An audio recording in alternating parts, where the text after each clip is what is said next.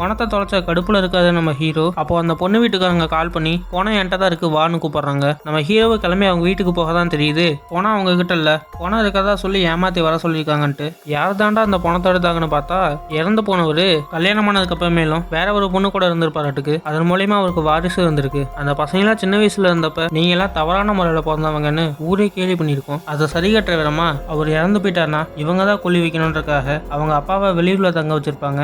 அப்படி இருந்தப்பதான் பஸ் ஆக்சிடென்ட்ல தலை நசுங்கி இறந்திருப்பாரு. அவரோட பணத்தை கொண்டு வரப்ப ஹீரோ அசந்த நேரமா பார்த்து மொததாத்து பசங்க பணத்தை அடிச்சுட்டு போயிட்டாங்க. பணத்தை தொலைக்கவும் ஒரு அனாத பணத்தை ஏற்பாடு பண்ணுவாரு. அந்த பணத்தை எடுக்காத மாதிரி அந்த இடத்துக்கு போலீஸ் வந்துருவாங்க. அங்க வேலை பார்க்கறவரு வேற ஒரு ஐடியா கொடுக்குறாரு. புதைச்ச பணத்தை தோண்டி எடுக்க சொல்லுவாரு. நம்ம ஹீரோவும் அதே மாதிரி பண்ணுவாரு. ஆனா அந்த பணத்தோட சொந்தக்காரங்க வரவும் அங்கிருந்து எஸ்கேப் ஆயிடுவாரு. பணத்தை கொண்டு வர சொன்னவங்களும் பணம் எங்க வந்திருக்குன்னு கேள்வி மேல கேள்வி கேட்கறாங்க. இவங்க பண்ற டார்ச்சர்லாம் தாங்காம ஹீரோ தற்கொலை பண்ணிக்க போவாரு. அப்போதைக்கு கூட இருந்தவரை காப்பாத்தி உனக்கு பணம் தானே வேணும், நான் உனக்கு ஏற்பாடு பண்றேன் வண்டி எடுன்னு சொல்லி வேகமா போறாங்க. போயிட்டு இருக்கப்ப கதவை திறந்து வெளியே குதிச்சிடுறாரு. வெளியே இருந்த கரண்ட் மரத்துல அடிபட்டு இறந்து போயிடுறாரு. இறந்தவோட முகம் சிதைஞ்சிருந்தனால இவரோட பாடியை கொடுத்து நம்ம ஹீரோ தப்பிச்சிடுறாரு.